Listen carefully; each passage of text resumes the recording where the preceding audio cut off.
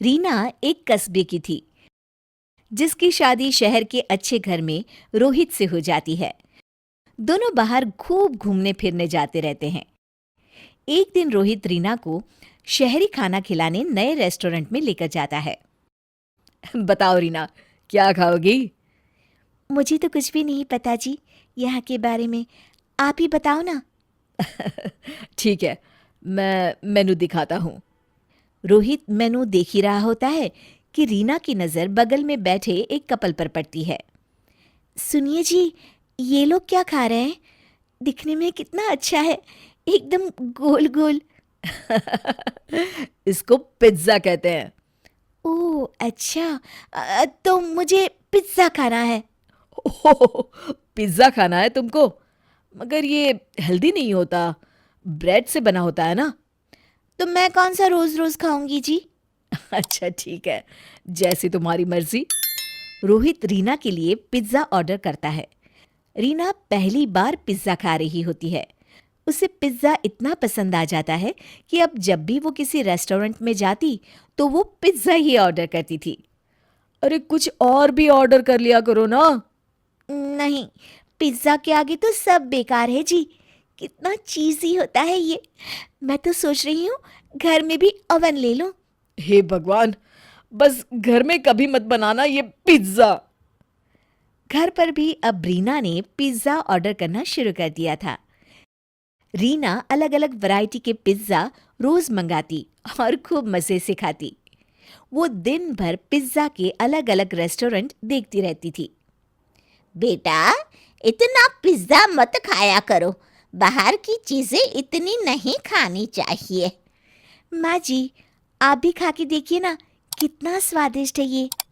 अरे मैंने खाया हुआ है, मेरा पेट खराब हो जाता है इससे। और तुम भी ना ज्यादा मत खाया करो। नहीं मम्मी जी, ये तो बस हफ्ते में एक दो बार ही खाती हूँ, ज्यादा नहीं।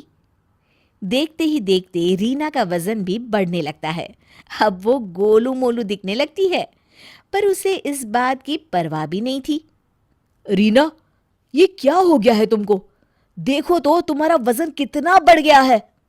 अरे वो तो ऐसे ही जी, थोड़े दिन घूमूंगी फिरूंगी तो ठीक हो जाएगा। ऐसे ही नहीं बढ़ता है वजन, बल्कि ये जो तुम दिन रात पिज्जा खाती रहती हो ना, उसके कारण अचानक तुम्हारा वजन इतना बढ़ रहा है। आप तो बस मुझे टोकते रहिए जी, मैं आपको बहुत जल्द एकदम दुबली बनकर दिखाऊंगी। हाँ।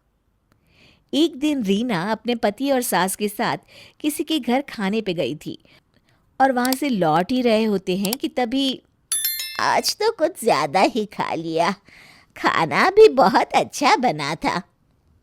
हाँ जी मम्मी जी, बहुत अच्छा था। काश पास्ता की बजाय पिज्जा रख लेते खाने में, तो मजा आ गया होता। तुम सुधरोगी नहीं रीना। इतने अच्छे खाने में भी तुमने सिर्फ इसलिए कमी निकाल दी क्योंकि उन्होंने पिज्जा नहीं रखा। तो क्या गलत कहा मैंने जी? नहीं नहीं, तुमने तो कुछ गलत नहीं कहा, मैं ही गलत हूं। चलो, यहाँ मुझे थोड़ा काम है, मैं तुम दोनों को यहीं उतार देता हूँ। और सुनो, मैं थोड़ा लेट आऊँगा। बेटा, मुझे भी पड़ोस में संध्या जी के पास उतार देना ना। अब ठीक है मम्मी जी। रीना घर पहुंच जाती है और कपड़े बदल ही रही होती है कि कुछ देर बाद दरवाजे पर घंटी बजती है। रीना रीना दरवाजा खोलती है। मैम, आपका पिज्ज़ा। पिज्ज़ा? मगर रीना जैसे ही पिज्ज़ा देखती है उसके मुंह में पानी आ जाता है, लेकिन उसका पेट तो भरा हुआ है। नहीं नहीं, हमने ऑर्डर नहीं किया जी। ओ सॉरी मैम, गलत एड्रेस।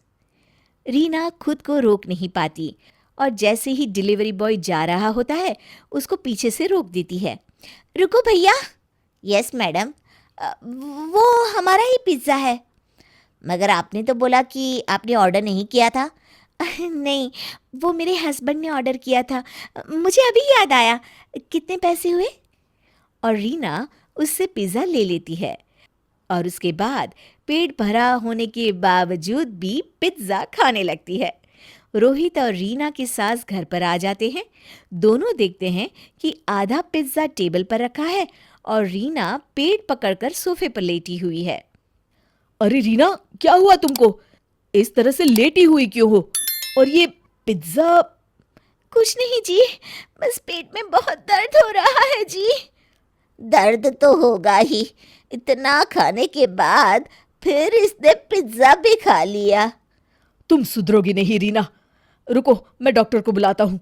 तुम घबराना मत, हाँ? डॉक्टर रीना को दवाई देते हैं। देखो रीना, मैंने तुम्हारे लिए दवाई लिख दी है। अगले 3 दिन सिर्फ खिचड़ी और दलिया खाना, बाहर का खाना ज़्यादा नहीं खाना चाहिए। ये तुम्हारी सेहत के लिए हानिकारक होता है। जी डॉक्टर जी, मैं समझ गई, मैं आगे से ध्यान रखूंगी।